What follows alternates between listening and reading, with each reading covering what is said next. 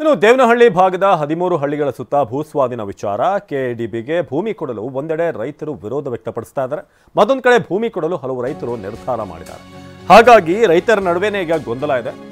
ದೇವನಹಳ್ಳಿ ಭಾಗದ 13 ಹಳ್ಳಿಗಳು ಒಂದಷ್ಟು ರೈತರು ಭೂಮಿ ಕೊಡೋಕೆ ತಯಾರಿದ್ದಾರೆ, ಇನ್ನೊಂದಷ್ಟು ರೈತರು ಬೇಡ, ನಾವು ಭೂಮಿ ಕೊಡೋದು ಯಾಕೆ ಅಂತ ಪ್ರಶ್ನೆ ಮಾಡ್ತಿದ್ದಾರೆ. ಭೂಸ್ವಾಧೀನ ಕೈಬಿಡದಂತೆ ನೂರಾರು ರೈತರ ಪ್ರತಿಭಟನೆಯಲ್ಲಿ ರೈತ ಮುಖಂಡರು ಸೇರಿ ಹಲವರು ಭಾಗಿಯಾಗಿದ್ದಾರೆ.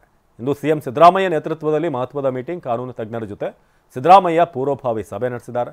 ಸಭೆಯಲ್ಲಿ ಸಚಿವರು, ಅಧಿಕಾರಿಗಳು, ಕಾನೂನು ತಜ್ಞರು ಕೂಡ ಭಾಗಿಯಾಗಿದ್ದಾರೆ.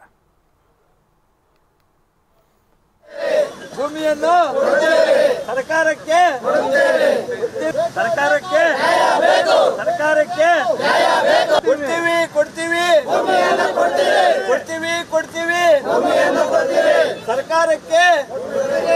ಸರ್ಕಾರಕ್ಕೆ ಸರ್, ನಮಗೆ ಮನೆಗಳ ಕಡೆ ತುಂಬ ಸಮಸ್ಯೆಗಳಿದೆ. ಆಮೇಲೆ ಆ ಭೂಮಿಯಲ್ಲಿ ಬೇರೆ ಥರ ಬೆಳೆ ಎಲ್ಲ ಏನು ಬೆಳೆ, ನೀರಿನ ವ್ಯವಸ್ಥೆ ಇಲ್ಲ. ಆಮೇಲೆ ದಾರಿಗಳಿಲ್ಲ, ಭೂಮಿಗೆ ಒಳಗಡೆ ಏನು ಹೋಗಿ ಮಾಡೋಕ್ಕೆಲ್ಲನೂ. ಆಮೇಲೆ ಮನೆಗಳ ಕಡೆ ನಮಗೆ ತುಂಬ ಸಮಸ್ಯೆ ಇದೆ. ನಾವು ಮಾರಬೇಕು, ಸಮಸ್ಯೆಗಳು ಪರಿಹಾರ ಮಾಡ್ಕೊಬೇಕು ಅಂದ್ಕೊಂಡಿದ್ವಿ. ಈಗ ಗೌರ್ಮೆಂಟು ಅದರಲ್ಲಿ ಏನು ಮಾಡಬಾರ್ದು ಆ ಥರ ಎಲ್ಲ ಇದು ಮಾಡಿಬಿಟ್ಟಿದ್ದಾರಲ್ವ. ಅದಕ್ಕೆ ನಾವು ಇವಾಗ ನಮ್ಮ ಸಮಸ್ಯೆಗಳನ್ನ ಪರಿಹಾರ ಮಾಡ್ಕೊಳಕ್ಕೋಸ್ಕರ ಭೂಮಿ ಕೊಡ್ತಾ ಇದ್ದೀರಿ. ನಮಗೆ ಗೌರ್ಮೆಂಟು ಅದು ಒಳ್ಳೆ ಬೆಲೆ ಹಾಕ್ಕೊಡ್ಬೇಕು, ಮಕ್ಳಿಗೆ ಮದುವೆ ಮಾಡಬೇಕು, ಮಕ್ಕಳೆಲ್ಲ ಓದಬೇಕು, ಅದರಲ್ಲಿ ದುಡಿಯೋಕ್ಕೂ ಆಗಲ್ಲ.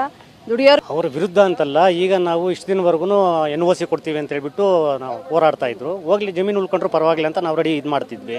ಬಟ್ ಇತ್ತೀಚೆಗೆ ಬಂದಂಥ ಪ್ರಕಾರವಾಗಿ ಮಾಧ್ಯಮಗಳ ಮುಖಾಂತರ ನೋಡಿದಾಗ ಇದನ್ನು ಸ್ಪೆಷಲ್ ಅಗ್ರಿಕಲ್ಚರ್ ಝೂ ಆಗಿ 25 ವರ್ಷ ಪರಭಾರೆ ಮಾಡ್ದಂಗೆ ಮಾಡಿಡ್ತೀವಿ. ಮತ್ತೆ ಅಗ್ರಿಕಲ್ಚರ್ ಬಿಟ್ಟು ಬೇರೆ